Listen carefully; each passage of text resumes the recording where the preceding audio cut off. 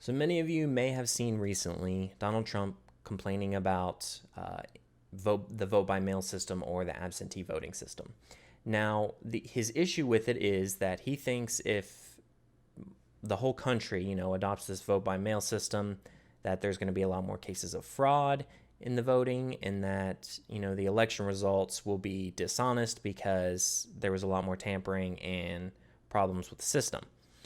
So he put that complaint out there because a lot of people on the left, Democrats, and some Republicans too, were talking about how with the coronavirus outbreak, we need to implement more vote by mail systems to keep people social distance and away from each other and stay in their homes. So aside from the coronavirus news, we'll start with, is that a good idea or is that not a good idea? Because if it is a really secure, safe way to go, then yeah, vote by mail is fine. There's nothing wrong with it. People actually do that right now. Some people vote by mail when they're away at college, or some people vote by mail if they, maybe have some type of thing, disability, or just their age hindering them from getting out and going to vote. So some people do it, and the left is often saying that there's absolutely I've seen quotes that say no evidence of fraud. There is no indication that this system will have any, weaknesses. It's very secure, it's strong, it's good to go. And they'll say actually that it's safer than in-person voting due to concerns from our elections being hacked. So I kind of wanted to get into this and see, are they telling the truth with this? Because both claims sound ridiculous. That the claim that there's going to be fraud in, every single case of mail-in voting almost, and that on the other side, they're saying that there's absolutely no evidence of fraud. I'm like, it's got to be somewhere in the middle there. There's got to be some issues with it. And I just wanted to see if it was, significant enough to where it looks like it's going to be a problem. So we're going to get into our first one here. Now, this comes from Wisconsin. They said thousands of absentee ballots in Wisconsin weren't counted because of mailing problems and tech glitches. Now, when you look at what actually happened here, you had around 2,700 ballots not sent and 1,600 were not processed due to computer glitches and mailing problems. And there's two different things that happened here. One was more of a technical glitch, and the other, they don't know what happened. So with, let's see, a little over 2,600 voters were not sent their absentee ballots after technical issues marred their production. And this is according to a report by the Wisconsin Elections Commission. So here's the deal. The people didn't get sent their ballots. There was an issue. It was found and addressed. So then they actually get around to getting those people their ballots. Here's the problem. By the time they got these people their ballots, only half were able to get their votes out. So the others just didn't. And that could be due to multiple things. I mean, these people were expecting to get them at a certain time, and votes have to be in by a certain time, and maybe they weren't able to get them back to the place in time, or maybe they didn't have time to fill them out by the time they got them. There's too many issues. You're creating a lot more. While, yes, technically these people had the chance to vote still, you kind of put a lot of pressure there and made it a lot more difficult than it should have been. But that's not anyone's fault. That's a computer glitch. So I'm not saying that's fraud. That's an error in the system. But we still need to address errors that are present. Moving on, another problem emerged when about 1,600 ballots they were found at a mail processing center the day after the election. Wow. So it was not clear in the report if the ballots were on their way to voters or on their way back to clerks when they were found. Either way, they were discovered too late to be counted. So these poor people, they actually they were going to get their ballot. They don't even know. They were going to get their ballots or they were on the way back. But the moral of the story is here, your votes don't count. They're not able to be used. You just didn't get a vote in your election. The election was over. It's decided. Your vote is not there. Then down here it says, often the clerks could not keep up with the demand, the report notes. So on top of the technical glitches we just talked about, now you're looking at some form of negligence or somebody being overworked or someone just not putting in the work to get the job done, whatever, they don't know. But whatever happened here, it led to people's votes not being able to be counted. And like it said here, that clerks couldn't keep up with the demand. So we're currently not having everyone vote by mail, right? Some people are still going in to vote. So that's a small number of people who are voting by mail. And they can't keep up with the demand on that. They go on to talk about how if you had millions and millions of people going on to vote, that even if like half of them voted by mail, I mean, you're looking at still millions more of absentee ballots. If they can't keep up with what they have now, how are they supposed to keep up with it when everybody's doing it? Sounds really difficult. Moving on to Ohio. So here you had some ballots that were delivered late and they won't count, similar to the ones we just talked about there. So it was 318 to be exact here. It was delivered 4 days past the May 8th deadline, and that's too late to count the votes. So they also say they don't know why the ballots had been waylaid by the Postal Service for at least 14 days. So there's a lot of not knowing going on. We don't know where the ballots went. It seems to me that if you you had a system in place that was, picking your representatives for you, you would want it to be very secure and one of the most secure things. And the argument here that this is a super secure system, the fact that they don't even know why these are going missing and what the problem is, that's a little bit concerning. You should figure out what's going on here. It shouldn't just be, yeah, well, some votes went missing. We don't really know what happened, but the election's already over, so we're just going to go with what we got. No, these 318 people's rights were violated. They don't get a vote in the election. They don't get a say in who they pick to represent them. That's not right.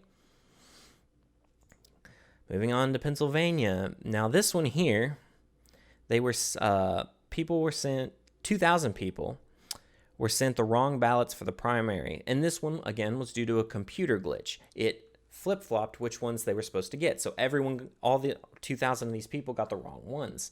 Now, they corrected the issue and sent it in, but once again, that takes time. You're initially supposed to get the ballot in this time. You have this much time to fill it out and get it in, then there's the election. And while maybe they did get them in time to everybody, other places may not, like we just saw back in Wisconsin. There's so many errors that keep happening, and the vote-by-mail system slows everything down because you're not going in voting that day, and if something goes wrong, someone can fix whatever's wrong there in the voting polling place. But if you're getting it by mail, it's like, okay, they got to send it to you. Oh, it's messed up. Well, now they have to be alerted of it. Then they have to send it back to you. Then you have to fill it out again and send it in. It's just a lot more time and can cause a lot more problems. We also have an issue, and the article is glitched on here for some reason, but you can look this one up. In West Virginia, a mail carrier was accused of fraud because he was messing with people's ballots in the mail. And when they asked him why, he said it was just a joke. I didn't even know these people. Like, okay, so while you may not be doing it to, get who you want in the election and doing it out of ill will to, tweak things in your favor, this guy's just doing it for a goof, to be funny. Like, are you kidding me? So if we have just local mail carriers like that doing stuff, what you add that in with everything else, and that's just another insecure part of the whole vote-by-mail process. So here we are now at the Heritage Foundation, and they have a compiled list here of all the election fraud cases through the past years. And when you go down, you can actually narrow it down to fraudulent use of absentee ballots. So we're basically covering the vote-by-mail system here. This isn't fraudulent use of all elections and ways of voting. This is just the mail-in. And you can refine it by state if you want to look at, they have Texas, Alabama, Pennsylvania, wherever you want to look. So like I said, I just put it on Texas here because these are some of the ones I read. If you look at the first guy here, He was convicted of six counts of voter fraud for assisting nursing home residents with their mail-in ballots and voter registration applications without identifying assistants on the ballot. So you've got guys like this who, or girls, whatever, go into nursing homes and basically alter maybe what the people would have put when they're assisting with the people on the ballots and helping them. You have this person who fraudulently altered 30 ballots, decided by only 16 votes. That's awful. I mean, you get these cases, these people aren't committing one act of fraud. They're not, messing with one ballot or faking their identity on one ballot. These people are altering multiple ballots through the mail system. And in the case of the second one there, an election decided by 16 votes, she messed with 30 of them. That's pretty significant. And while that might not be the case in every election, the fact that it's possible is a little bit scary. And like I said, when you combine these cases of fraud, again, not one for one, that was one person messing with 30, another guy messing with 6. You might have a person messing with 16. That adds up over time, along with hundreds or thousands of votes being lost, miscounted, not being able to be sent in time. That's a lot of insecurities all over the place. So just another example of how many issues there are. And to get to the point of when the media says, you might see them say there's more cases of voter fraud in person than, by mail. And that's not the case here. The data shows that 207 cases of other types of fraud for every case of voter impersonation. Well, then when you bring that up, I'm now seeing the response from people in the media that, well, no, it's not voter impersonation necessarily, it's hacking of elections. So the big concern now is, instead of it being more cases of fraud in person than by mail, it's that our elections in person are going to be hacked. It's safer to go by mail because they can't be messed with. Well, that's not true based on everything we've just seen. There's a lot of things that can be messed with. I think devoting a lot of resources to, protecting our systems from being hacked might be more beneficial than trying to wrangle millions and millions and millions of voters in mail ballots and get them all to where they need to go safely and securely without technical glitches, without corrupt people in the middle of the process, without people just messing with things, and without people messing with people's votes at home before they're even sent out. You have a lot more issues you would have to tackle there in the mail-in system. So many more things to do and to handle than you would in the in-person voting system, which we've already had established and can work on handling new problems there. But, like I said, I want to show you some articles here. They say, let's put the vote by mail fraud myth to rest and the false narrative of vote by mail fraud. And again, to my point, this is what you'll see. This is the argument that's being made, that vote by mail is the safest way to go, and there's a myth to the idea that people fraudulently, mess with these ballots, and that it's a super secure and safe system. And I just wanted to dig into that and show that it's not necessarily safe and secure like you're making it sound. Is it a good thing to have? I think so. Some people do need to be able to do that. But again, as we saw, people were getting overwhelmed with the amount of absentee ballots they were getting in. It's not something that you can turn the whole system into overnight, and that's not what we should be doing right now for the election, because I would say if we tried to switch everyone to doing that and the election results came out, you're going to have questions all around. No matter who wins, whoever loses in the election is going to say, well, you know what, and find every case of voter fraud and claim that the election was invalid that they can.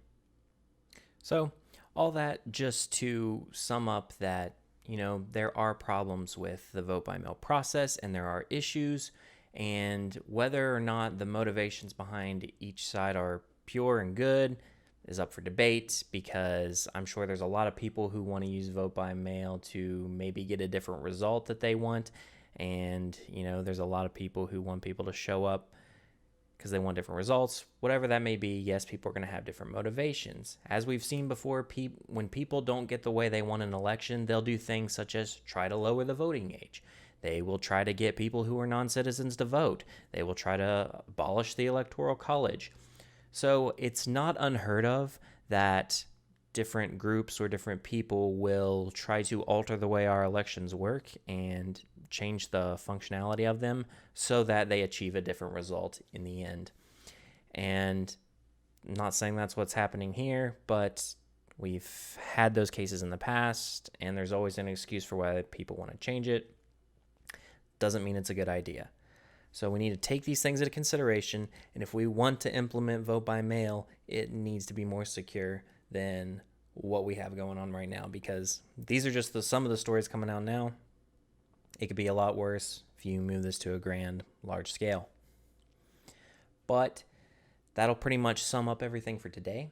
I thank you guys for tuning in and sticking through that video. If you liked it, don't forget to leave a thumbs up. If you want more information on when videos come out on a regular basis and want to be notified, just click the red subscribe button because it will alert you. And also, if you don't want to do any of those things, just remember to share the video with others you might know that want to know more information about the election and if there have been cases of mail voter fraud.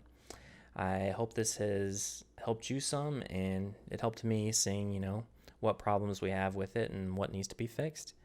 But that'll be pretty much it. You guys have a good one, and don't forget to get out there and vote.